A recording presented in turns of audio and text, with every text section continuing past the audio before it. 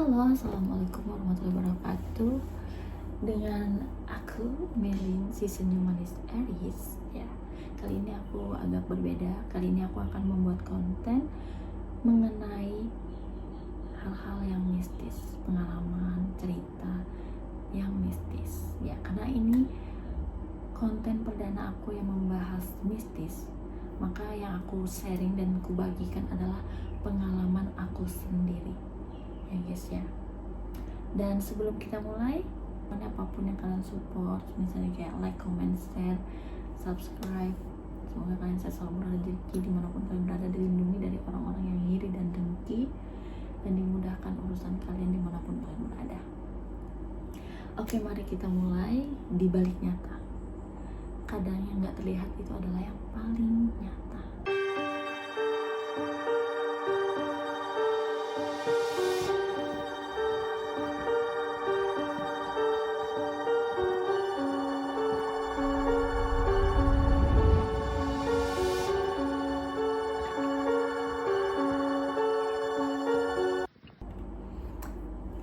Jadi ini aku mau menceritakan pengalaman spiritual aku. Ini bukan mistis ya, nggak terlalu horor banget, tapi ini kayak pengalaman spiritual aku. Pengalaman aku mendaki gunung ya. Nah, jadi pada waktu itu aku kayak banyak masalah, tapi masalah itu complicated banget, kayaknya dari semua sudut lah ya. Dan aku sudah sering kayak gitu, cuman untuk yang di kali ini karena umur aku udah pada waktu itu udah mau 30, jadi aku harus memutuskan untuk aku harus ada keputusan besar untuk hidupku di tahun ini, karena tahun depan umur aku udah 30 tahun. Jadi aku banyak memutuskan, dan keputusan itu sangat besar, karena aku memutuskan untuk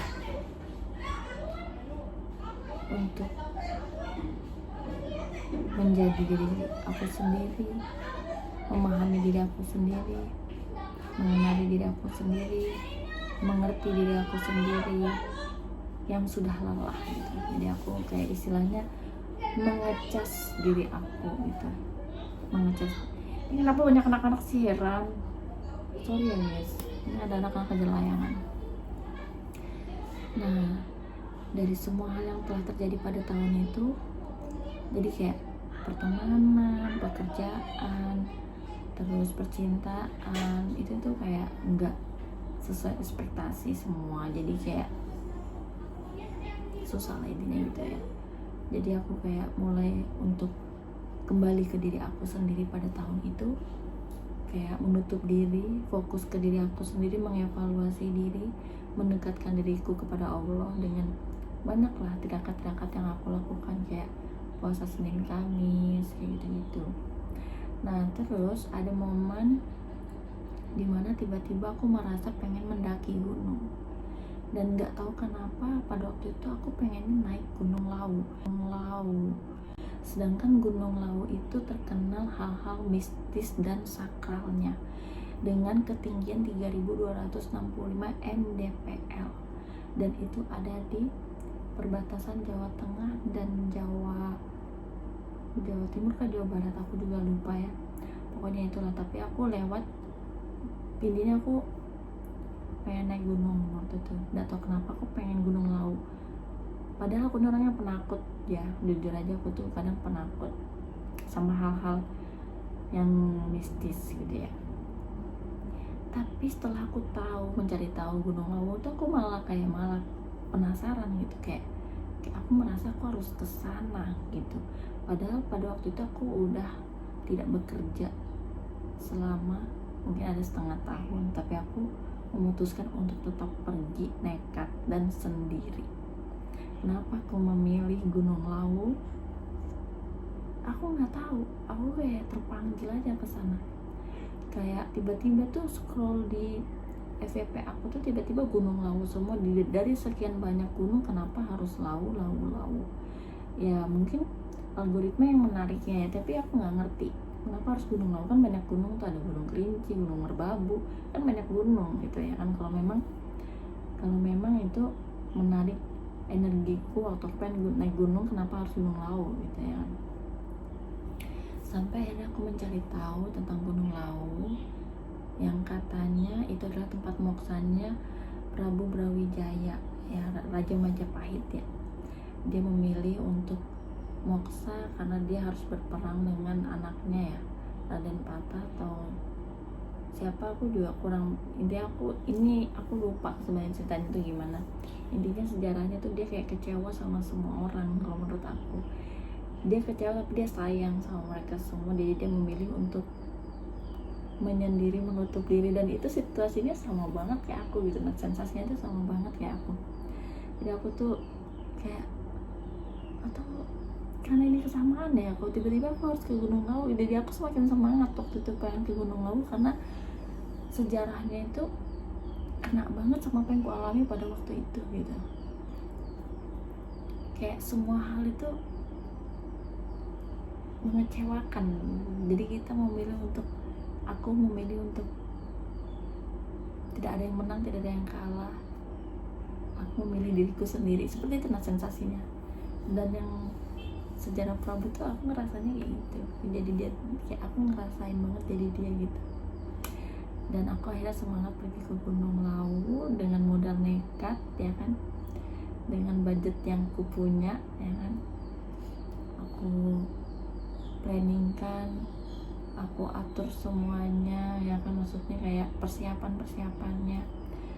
Aku kayak misalnya jaket, sepatu, semuanya gitu. Padahal aku nggak pernah naik gunung guys ya. Jadi ini gunung perdana aku yang katanya termasuk Seven Summit di Jawa Tengah ya kan. Nah terus dan terus aku tuh kan rencananya mau melewati jalur via Candi Cetok ya kan. Dari semua jalur aku nggak tahu kenapa aku pengennya di via Candi Cetok. Jadi di sana tuh kayak, dan kebetulan pada waktu itu aku juga ngerasa kayaknya aku ada dimimpiin gitu sama mbah aku gitu ya. Jadi aku sekalian ziarahin mbah aku di sana. Jadi waktu nyampe di sana niat aku tuh aku langsung ke Gunung Lawu. Habis dari Gunung Lawu aku langsung ziarah ke makam kakek-kakek dan nenek-nenek aku, karena dari kakek nenek dari ibu bapakku tuh udah meninggal gitu, udah almarhum. Jadi kayak aku ngerasa mereka kangen, kayak pengen diziarahin. Jadi aku sekalian gitu, nah sekalian untuk jenguk mereka gitu kan, ziarah. Nah kenapa aku tiba-tiba pengen via Candi Cetok aku juga nggak tahu, dan aku mencari tahu lagi, dan ternyata di via Candi Cetok tuh banyak petilasan gitu ya. Kayaknya memang aku harus ziarah juga di sana gitu kan.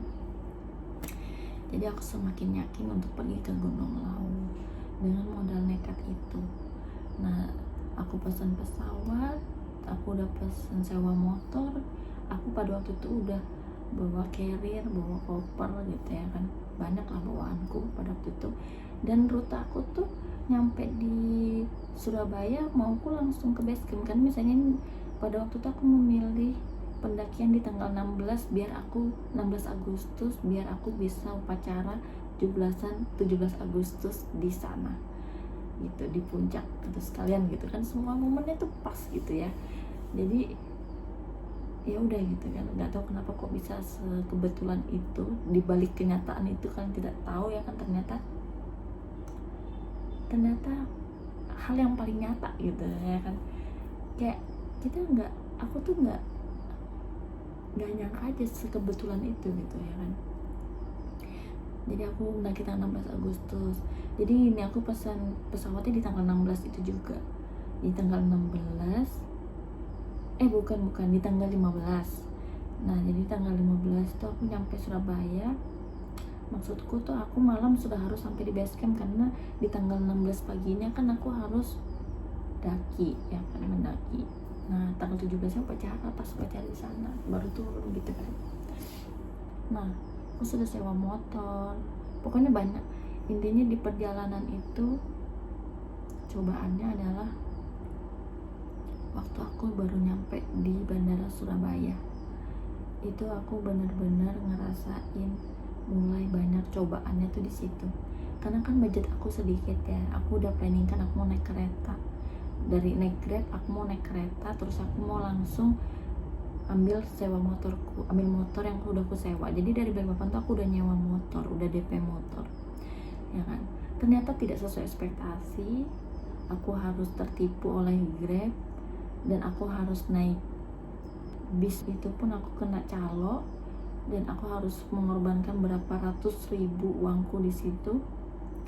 Dan aku juga harus mengorbankan uangku ke Grab itu juga karena tidak mengantarkan aku sampai di tujuan yang sesuai ya, karena aku pengennya di stasiun ya. Cuman dia waktu itu menyarankan aku untuk naik bis, katanya lebih cepat karena lewat tol.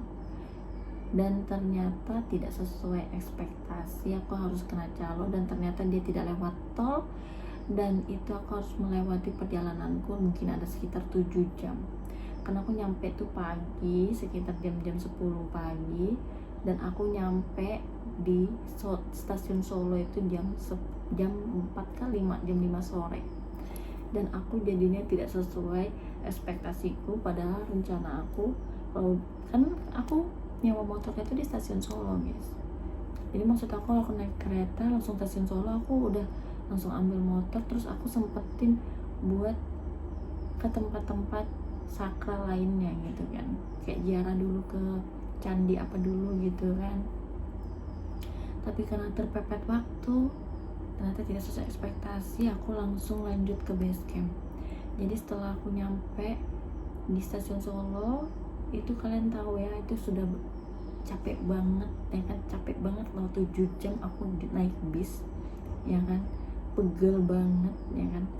Terus ternyata dia ngantarinnya nggak sampai di stasiun Solo tapi di belakang, terus jalan kakinya tuh sekitar ada 1 kilo lebih karena dia tuh kayak naik turun jembatan, terus panjang banget jembatannya dan aku harus membawa carrier dan koper.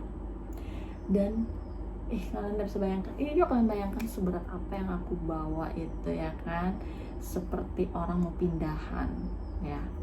Nah setelah itu cobaan selanjutnya ternyata aku nggak nemuin penyewaan motornya. Aku kayak ya udah, aku bilang sama tukang penyewaan motornya itu buat dia yang datengin aku karena sekalian juga aku makan.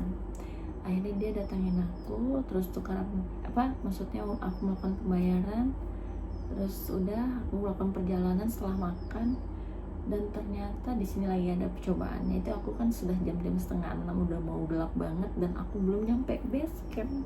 Kamu bayangkan base camp via Candi Ceto yang ada tanjakannya, pokoknya jalanannya ya pokoknya gitulah ya. Nah dan aku sendirian modal nekat dengan membawa barang-barang yang banyak itu ya kan. Kalian bayangkan perjuangan aku banget di dalam perjalanan aku untuk ke Gunung Lawu itu.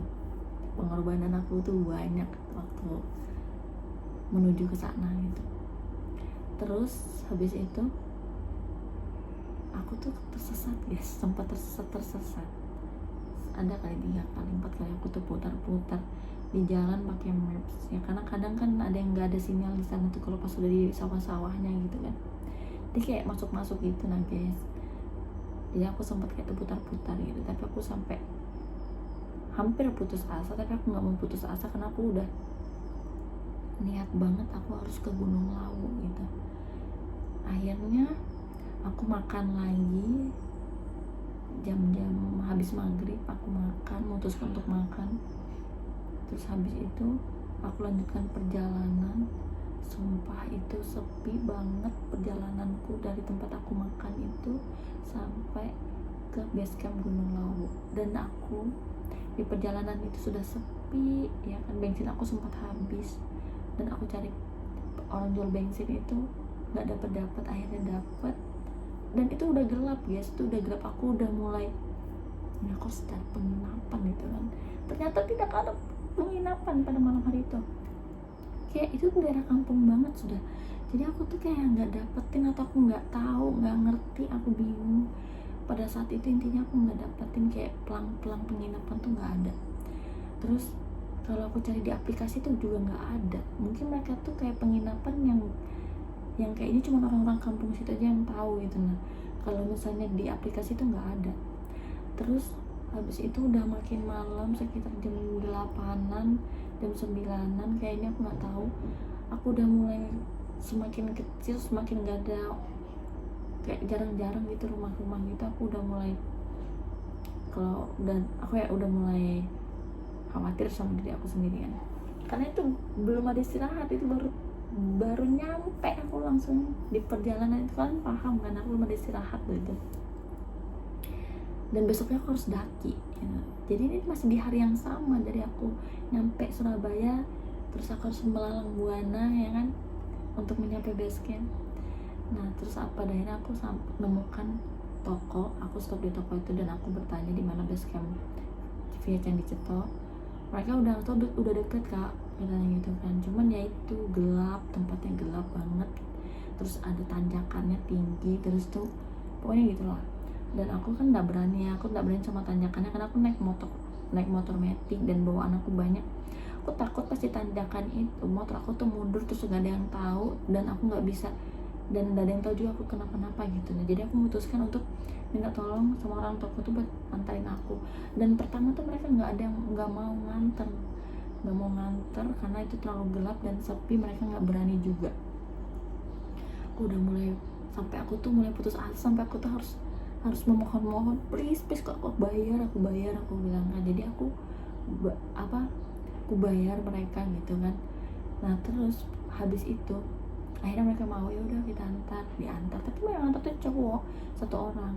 Nah terus habis itu dia mulai, pas ditanyakan itu dia cuma ngantar sampai pas mau ditanyakan ke Candi Ceto tuh dia nggak mau ngantar, dia cuma sampai di pertigaan itu, karena itu udah paling gelap banget, sumpah gelap banget dan sepi banget, udah makin gelap mungkin jam 10 kan, nggak tahu aku, karena kan di toko tuh aku stuck di toko tuh mungkin ada sekitar 1 jam, 1,5 jam gitu. Nah pokoknya itu udah malam banget. Aku sampai aku telepon orang, aku ikut open trip, terus aku telepon orang open tripnya, untung ada di panitianya yang memang di daerah situ kayaknya tinggalnya, jadi dia jemput aku di pas mau tanjakan via Candi Ceto itu.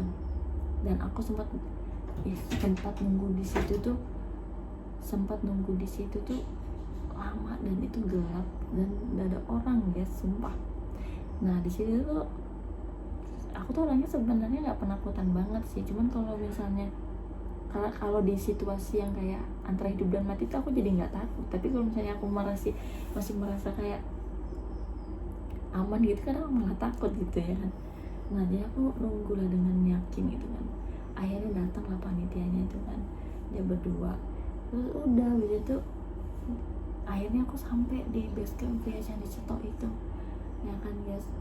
Terus padahal tuh bentar lagi kan besoknya tuh rencananya dakinya pagi gitu, ternyata tuh paginya tuh jam 8 jam 9 tuh ya, aku lupa juga sih, pokoknya pagi.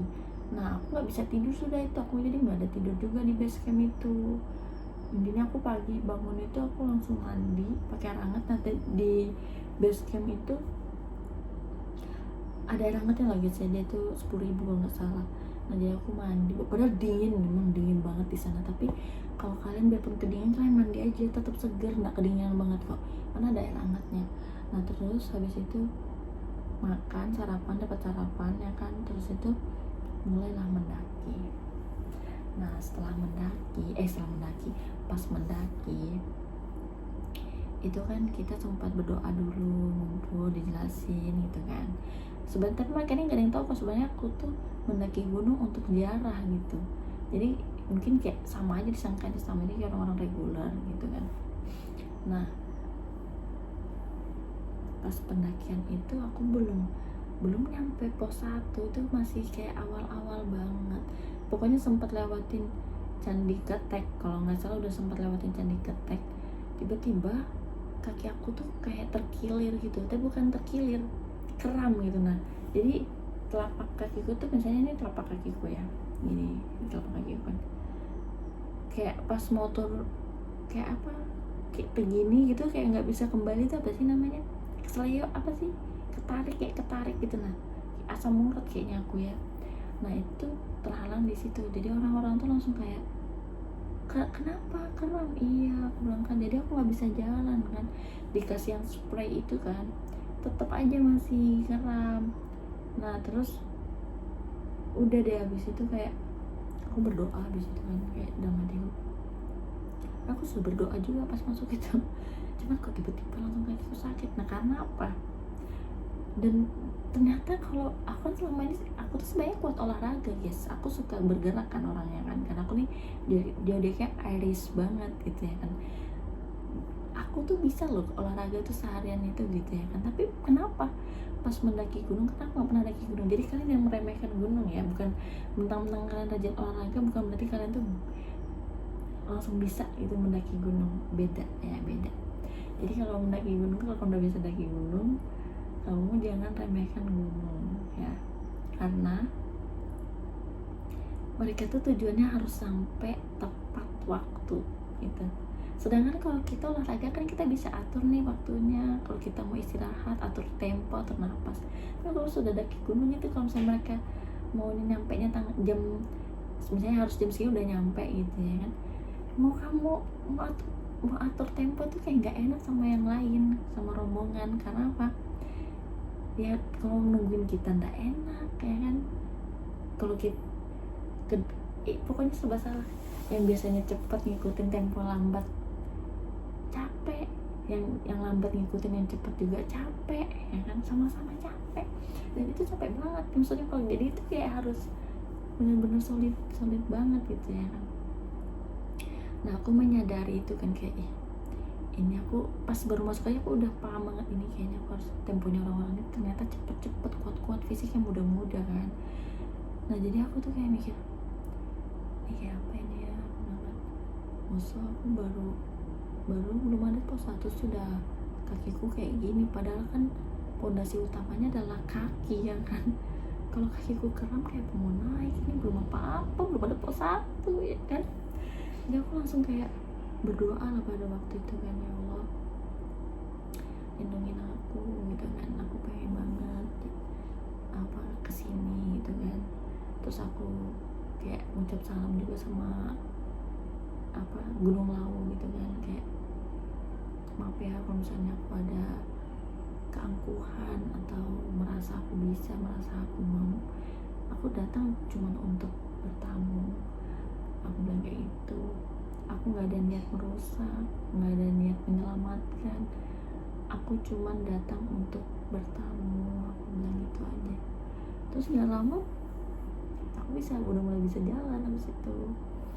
Nah terus habis itu udah ya ini ya bisa jalan aku sampai berpos-pos gitu. Nah ini sebenarnya kayak nggak terlalu mistis ya, karena ini perjalanan spiritual aku yang aneh tapi seru gitu, nggak horor, tapi ini kayak mistis aja. Mistisnya tuh karena tiba-tiba ada aja gitu.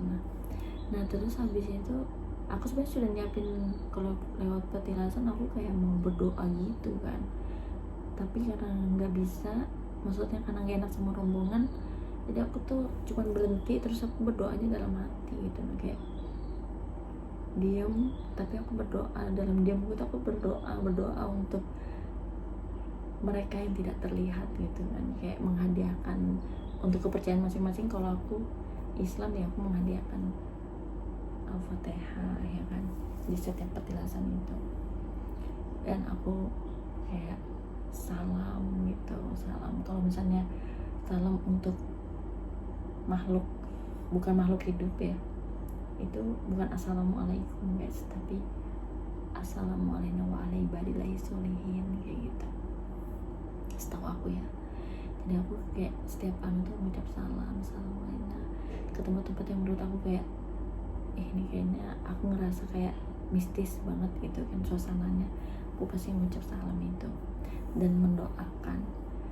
Nah terus memang treknya tuh susah ya, susah gampang buat kamu yang pemula. Dia tuh kayak berlumpur, terus suasananya pada waktu itu kan kayak berembun gitu ya waktu aku mendaki itu. Terus apa ya, berat lah menurut aku karena namanya mendaki ya, terus ikutin temponya anak-anak muda ini kan cepat ya kan. Aku cari napas aja susah. Pada akhirnya aku memutuskan, rencananya tuh aku tuh pengennya pakai porter, tapi ada orang baik gitu ya, kok bisa ya pas gitu ada yang baik gitu sama aku, dia pengen gitu double carrier dibilang kan. Jadi dia pakai double carrier, pakai carrierku di pos 1, dia langsung pakai carrierku. Karena aku tahu banget kalau aku paksain aku pakai carrier aku nggak sanggup, jujur aja nih aku belum sampai pos 1 aja aku kayak gini, apalagi sampai pos 5 gitu kan. Nggak bakal bisa, aku nggak mau repotin orang-orang, aku pengen kita semua muncak gitu kan. Jadi aku maunya pakai porter, tapi dia nekat, dia aja yang bawa. Jadi ya udahlah, padahal aku nggak masalah sih kalau misalnya harus coba porter, tapi dia kayak dia yang mau bawa. Dan dia makasih banyak kayak sama Brondong yang mau bawain carrier aku, makasih banyak, semoga kamu selamat rezeki dimanapun kamu berada, dimudahkan, dijauhkan dari orang iri dengki. Dan dia bantu bawa carrier aku tuh sampai pos 3. Nah dari pos 3 itu baru aku mulai pakai porter ya, karena aku gak enak sama dia udah mulai kesel karena dia mulai capek, berat ya kan, dan dia harus membawa aku, gendong aku, maksudnya ngikutin irama aku kan. Dia biasa cepat, tapi karena aku pemula kan, dia ngikutin tempo jalanku, tempo daikiku yang harusnya dia udah sampai pos 5, aku masih di pos 3 kayak gitu kan.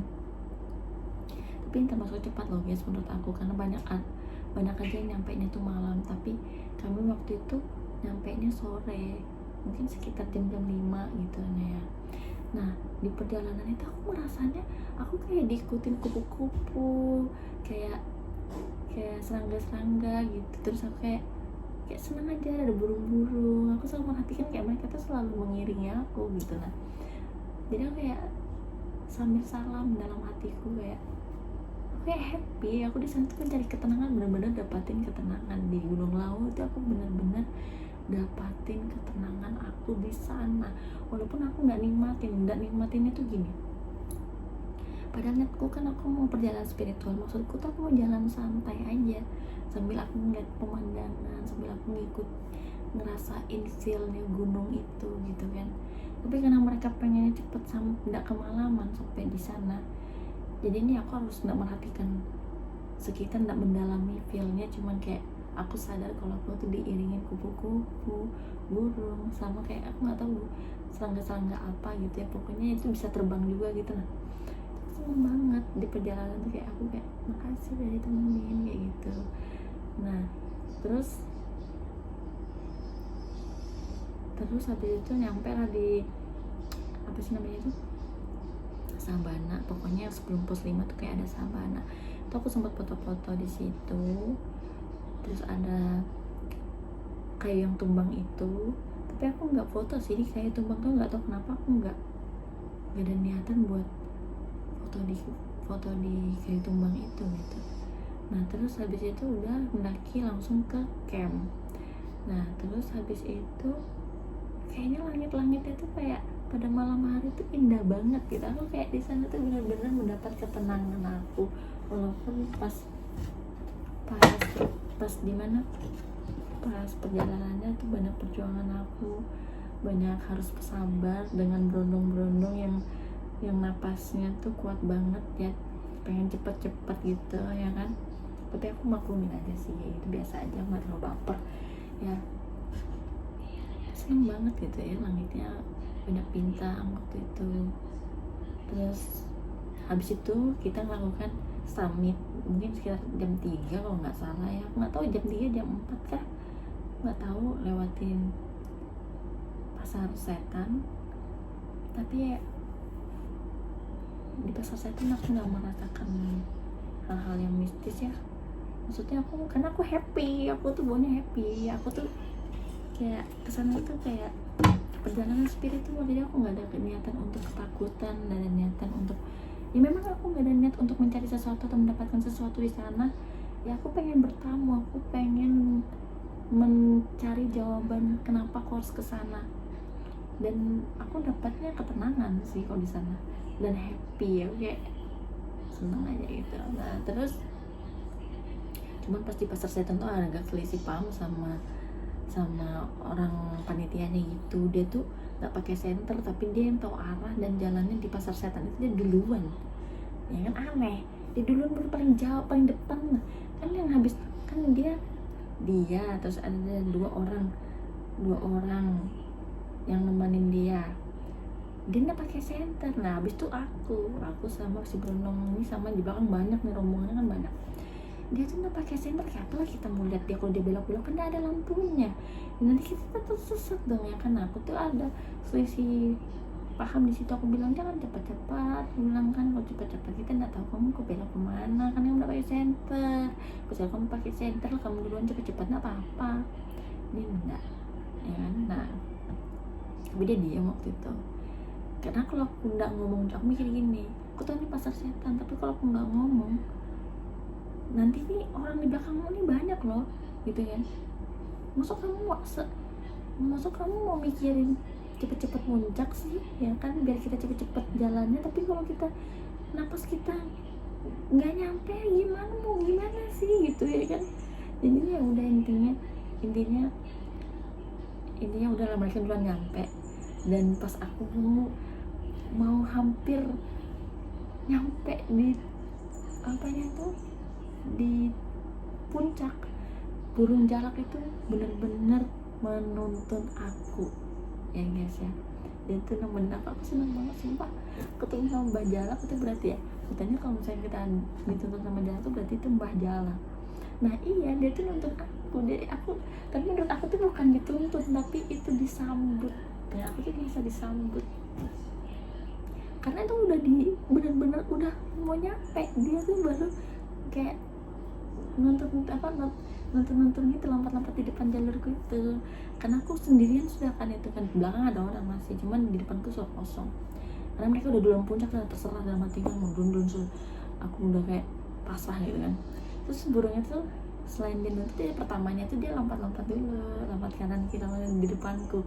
Aku tuh kayak seneng, banget kan temenin aku ya, makasih. Aku kayak gitu, kayak aku tuh merasa aman jadinya gitu kan.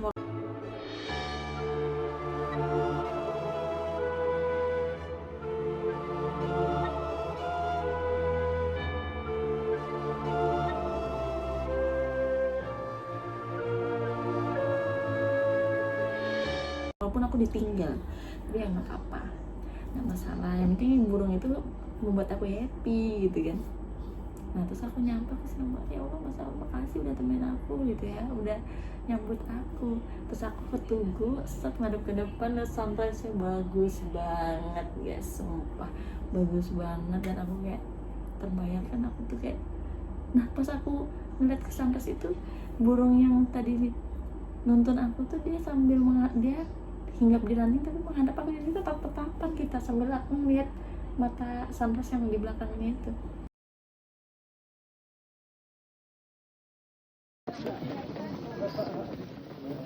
Mas, ini apa? Enggak, ayo dulu aja Mas. Ini kok halang-halang aja? Enggak, ini ayo banget dulu. Kayak sambil kayak aku tuh berharap berkomunikasi sama dia gitu lah.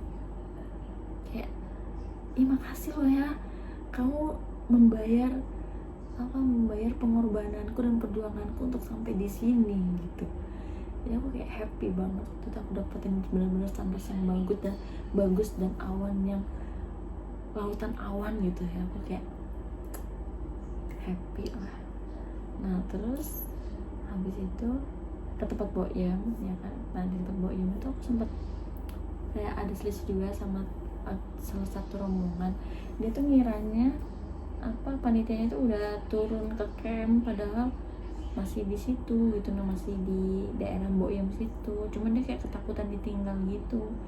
Jadi aku kayak dia tuh panik banget gitu. Nah aku tahu banget itu panitianya tuh belum pergi. Nah sebelumnya tuh karena aku ketinggalan tongkat itu apa sih namanya, itulah pokoknya tuh di tempat Boyem pas mau ngikutin panitia mau ke arah mana gitu kan. Aku bilang tunggu dulu, nggak ditungguin kan, terus aku kembali sendiri, terus dia nemenin.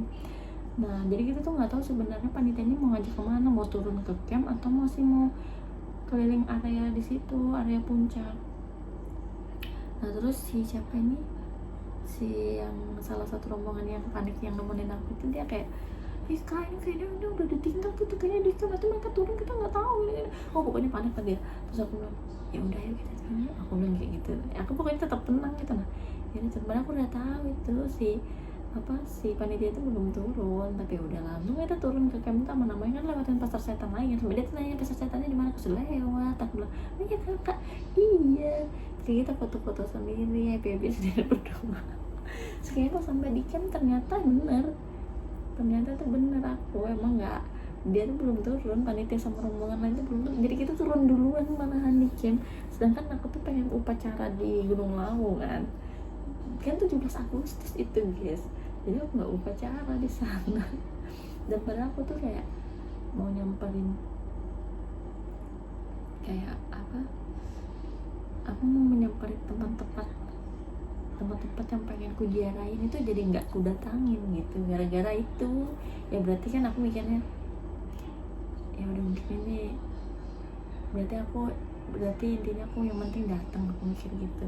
Berarti bukan harus aku nemuin mereka gitu kan, yang penting aku datang mungkin mereka udah seneng banget gitu. Jadi aku mikirnya gitu. Jadi ya udah aku turun lagi, nah, sambil menunggu mereka yang rombongan yang masih di atas yang nunggu upacara mereka kan. Akhirnya aku memutuskan untuk turun sendiri, tapi ya porter tetap pakai porter. Ya aku turun sendiri tuh, aku cuman bawa sosis, pokoknya bawa snack sama tongkat itu aja. HP ku suruh Brondong yang bawa. Aneh kan aku langsung berat gitu bawanya. Jadi aku kayak benar-benar menikmati turunnya, karena naiknya aku kan nggak nikmatin banget feel aura-aura di sana kan. Jadi tuh aku kayak mau ngerasain aura-aura di sana. Nah awalnya tuh sama Brondong tuh bersamaan kan, tapi aku nyuruh mereka duluan aja dulu, nggak apa-apa. Mereka lari, kalau turun lari kan, maksudku nggak apa-apa ditinggal. Mereka bilang nggak apa-apa kakak, beneran ya nggak apa-apa, aku mau sendirian, aku mau nikmatin. Gue bilang beneran kak, iya nggak apa-apa duluan. Jadi aku ditinggal lah sama mereka. Intinya aku sendirian pas turun tuh, dari atas sampai bawah tuh aku sendirian, bener-bener sendirian. Awalnya tuh dari pos 5 sampai ke bawah tuh aku happy banget, aku kayak bener-bener ditemenin kupu-kupu terus sama burung-burung itu kayak bersiul-siul gitu. Nah pokoknya aku senang banget gitu kan, sampai akhirnya di pos 4 sama pos 3 sama pos 2 kayaknya itu kayak mulai agak beda auranya, sama jalurnya tuh kayak agak tertutup gitu, maksudnya kayak rindang, nggak gelap nggak terang, tapi kayak senja gitu, rasanya tuh kayak senja. Jadi itu agak aneh. Nah pokoknya pas turun sendirian itu mungkin di situ yang mulai ada terasa agak-agak mistisnya gitu ya. Aku ngerasa kalau karena aku sendirian terus tuh, jarang aku ketemu pendaki-pendaki lain itu kan, karena mereka masih sibuk upacara ya kan. Jadi aku tuh sendirian, bener-bener sendirian, dan sampainya papasan sama pendaki yang di bawah itu jarang banget juga. Nah itu aku yang ngerasa, tapi aku ngerasa di belakangku tuh rame, aku dengar suara kayak guru gitu. Tapi aku selalu berpikir positif sih pada waktu itu, kayak nggak ada mikirin hantu apa gitu ya kan. Terus aku mikirnya itu pendaki lain, aku malah merasa senang kan, kayak aku dengar malah tambah senang, ya aku temanin, ada temani nih gitu kan. Tetap aku sendirian menikmati aura-aura embun dan suara-suara burung-burung dan suara-suara kaki pendaki yang aku sangka kaki pendaki ya kan. Sampai akhirnya kok tiba-tiba ada, aku kadang merasa merinding, aku lupa itu di pos 3 atau di pos 2. Terus tiba-tiba ada orang tuh buat kemah di tengah jalur. Itu yang agak aneh sih, ngapain dia buat kemah di tengah jalur tuh. Kayak aku mikirnya ya udahlah, aku mau nyemil dulu di situ, nanti aku kelaparan, aku gitu kan. Jadi pas nyampe di kemahnya dia, ini kan jalur, ini bener-bener jalur guys, dia tuh kemah di jalur. Jadi jalurnya tuh kayak sempet kayak ada tempat agak luas sedikit gitu. Nah memang bisa buat taruh satu kemah doang, jadi kalau lewat ya cuma satu kemah doang yang bisa di situ, jadi lewatin itu. Jadi dia kayak pokoknya dia di jalur ya kan. Nah aku ngeliat itu ada orang kok waktu aku agak jauh itu. Nah pas aku udah mau dekat, dia tuh dimasuk dalam kemah.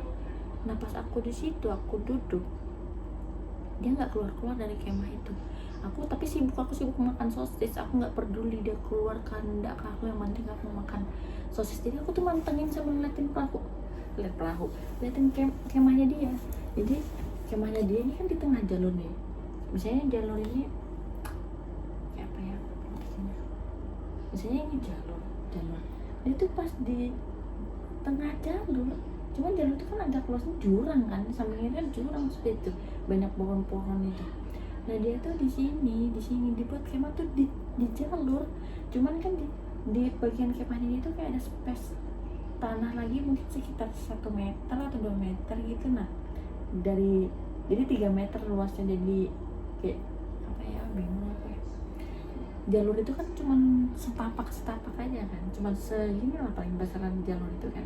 Tapi pas di bagian kemahnya dia tuh agak melebar, ya kan, melebar sekitar 3x1 kali ya, 3x2 lah ya kan. Nah itu dia buat kemah di tengah jalur ini, jadi habis di jalur kecil tuh ini jurang kan samping ini kan, dia tuh pas di tengah jalur situ dia buat kemah.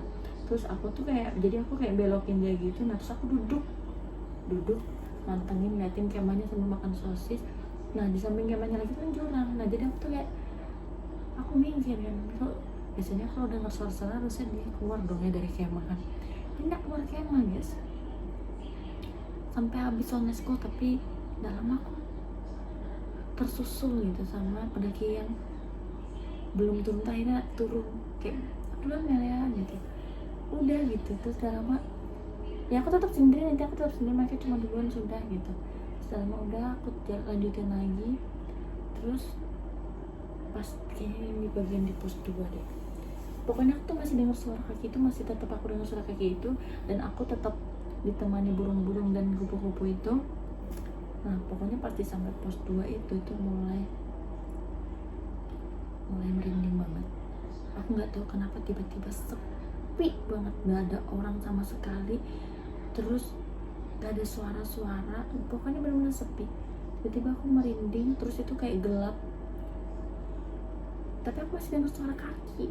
Nah aku sempat lihat ke belakang, di pos 2 tuh aku lihat ke belakang suara kaki yang ramai itu, nggak ada orang guys. Tapi aku pikir mungkin masih jauh ya gitu kan suaranya ya kan. Nah aku tetap maju. Nah pas aku maju terus lanjutin perjalanan, itu ada persimpangan, ada 3.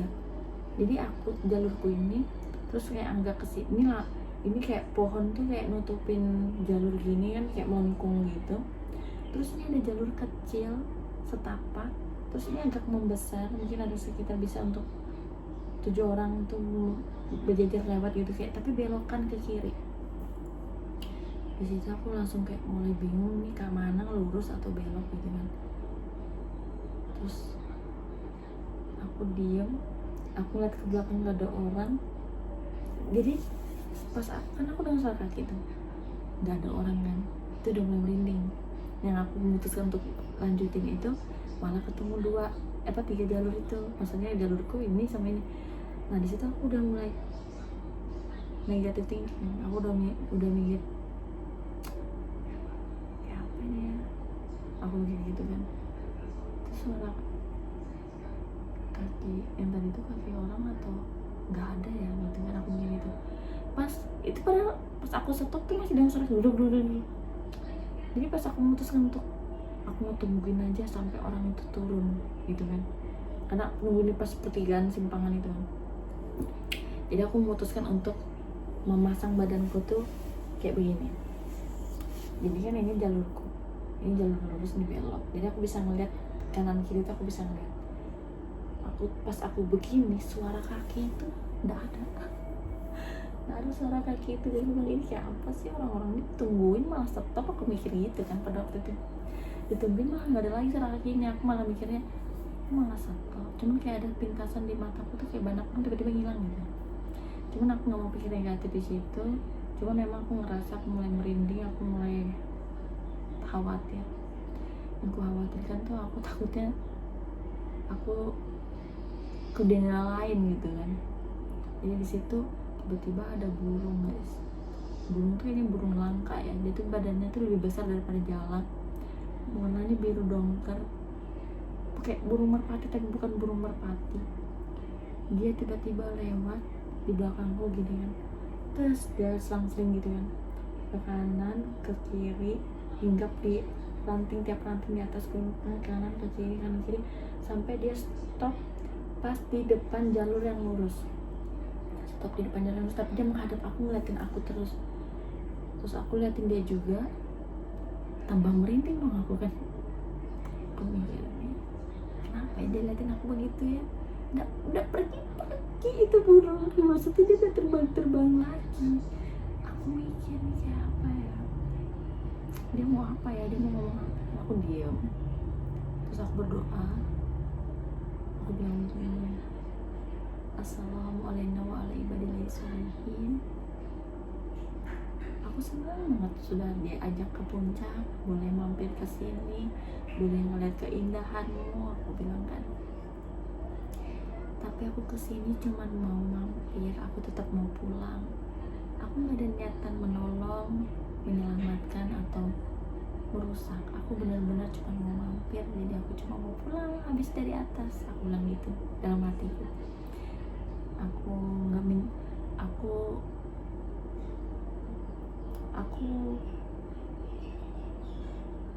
aku mau kan jangan ganggu aku gitu. Aku cuma mau mampir, udah aku cuma mau mampir doang, aku bilang.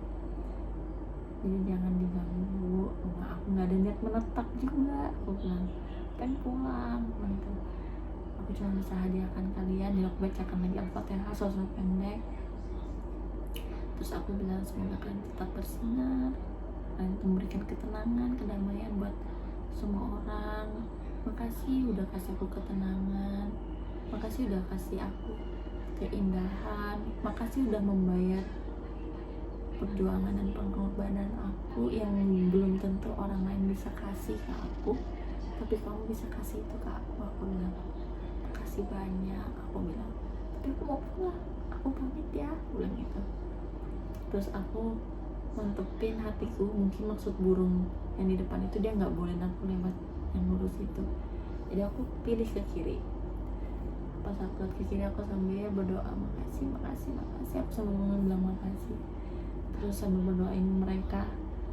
Terus udah lama akhirnya aku kayak ketemu papasan pendaki, tapi kayak aneh, mereka kebanyakan sendirian gitu lah, sendirian dakinya.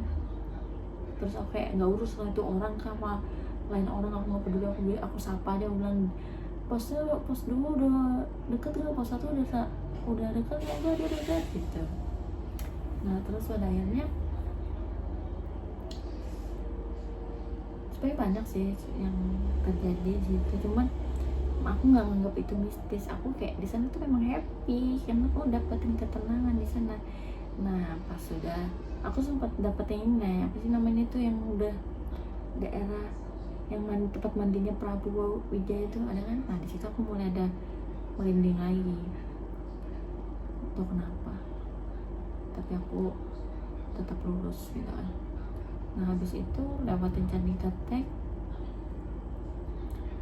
Sebelum lewatin Candi Ketek aku ketemu nenek-nenek.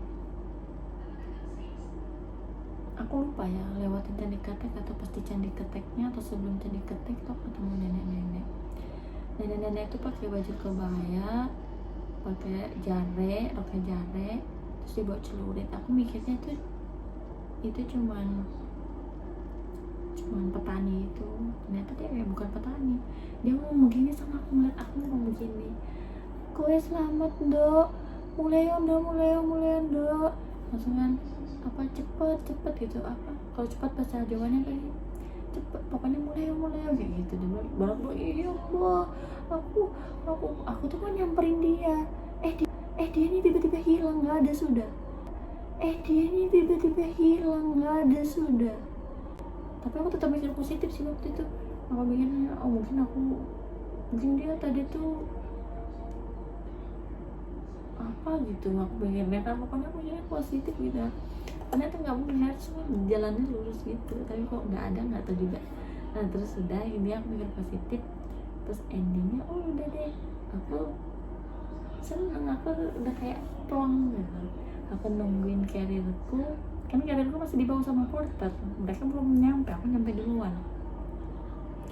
Mandi, udah deh aku lanjutin perjalanan aku ke Gunung Prau gitu. Nah di Gunung Prau sih happy aja, tidak ada terjadi kejadian mistis.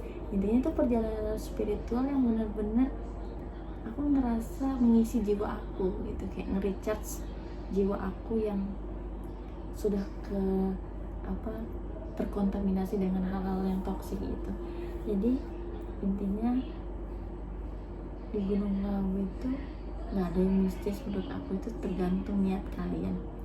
Kalau niat kalian jernih, hati dan pikiran kalian tuh jernih, kalian tuh dimudahkan, dilancarkan. Tapi kalau kalian udah ada kayak ketakutan, kayak mungkin mikirnya negatif, ini pasti ada hantunya atau gimana, atau enggak ini pasti rumit, oh ini kayaknya dulu ini aku ada lihat bayangan ke apa gitu, atau enggak kalian ada niat mau mendapatkan sesuatu di sana, ya pasti terumit kayaknya. Mungkin itu yang membuat jadi rumit perjalanan kalian. Ya aku sih nggak rumit, cuman kayak banyak perjuangan gitu ya. Udah itu aja sih yang aku alamin. Jadi intinya di Gunung Lawu itu aku mendapatkan ketenangan dan kedamaian, dan aku ngerasa di perahu juga gitu. Ketenangan dan kedamaian tergantung kita ya, kayaknya tergantung niat. Jadi kalau misalnya niat kalian tulus, dimanapun kalian berada, kalian akan mendapatkan keindahan ya. Kalau kalian niatnya udah lain-lain, yang kalian dapatkan adalah keburukan. Jadi semua tempat indah itu mengenali orang-orang yang tulus, mengenali orang-orang yang hati dan pikirannya jernih. Jadi pesan aku buat kalian, dimanapun kalian berada, dimanapun kalian bertemu orang, jernihkan hati dan pikiran kalian, maka kalian akan bertemu dan akan datang ke tempat yang indah, yang benar-benar menarik energi kalian ke tempat itu, dan bertemu orang-orang yang benar-benar bisa melihat ketulusanmu. Thank you for watching. Mungkin itu aja perjalanan spiritual aku. Mungkin ada kesan-kesan mistisnya, tapi ini bagus buat pertumbuhan jiwamu. Semoga mendapat pelajaran dan manfaat dari pengalaman aku. Kalian dimanapun kalian berada, aku ingin sebarkan vibe positif untuk tetap menjernihkan hati dan pikiran kalian. Jangan lupa di subscribe, like, comment, and share ya guys. Sampai jumpa di cerita pengalaman di balik nyata selanjutnya.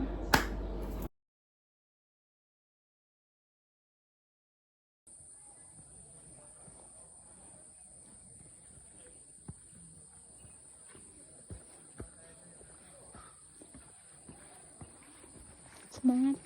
Iya teh.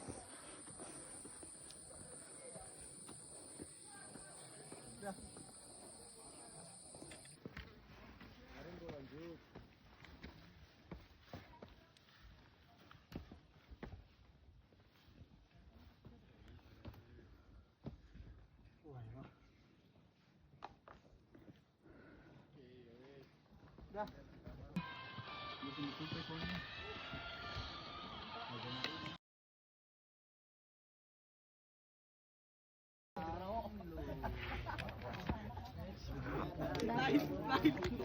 Sudah. Itu mas, itu warna. Lihat ya lagi. Lihat lagi.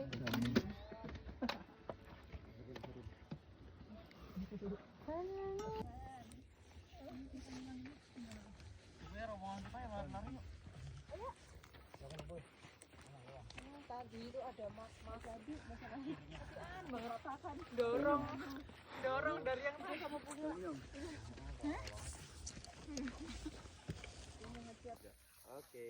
Kita sudah di sabana, guys, siluet. Dari matahari dulu kali ya, tapi di Bayangan gua ngalangin. biar kayak redup. Oh iya kena bayangan. Iya. Kena bayangan le, ulang le.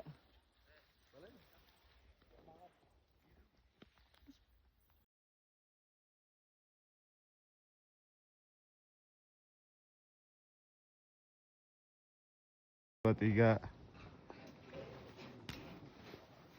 Yeay.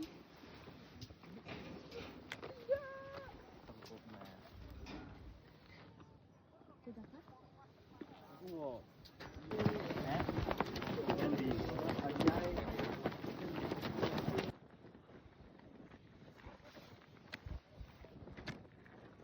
Video keliling sana.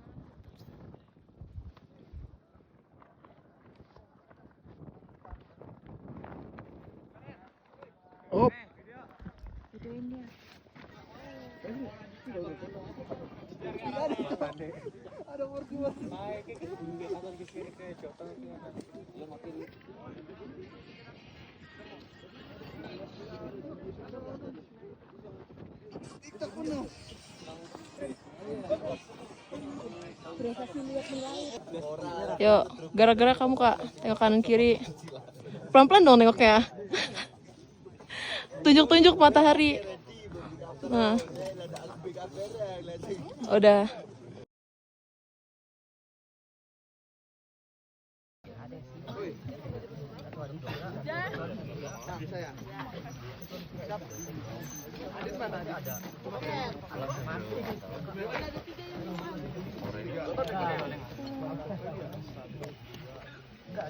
Dek lagi dek.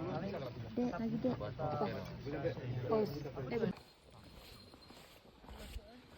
Jalan terus. Nengok kanan kiri kak.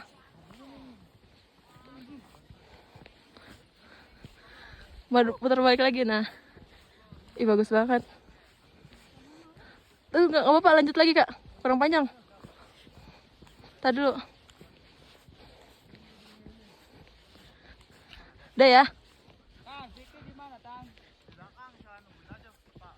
Eh.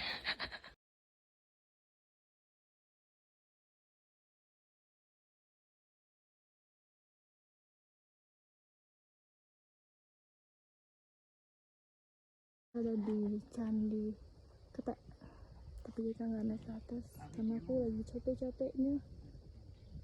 Aku nggak mampir. Nah, balik juga dari camp. Senang banget. Akhirnya selesai.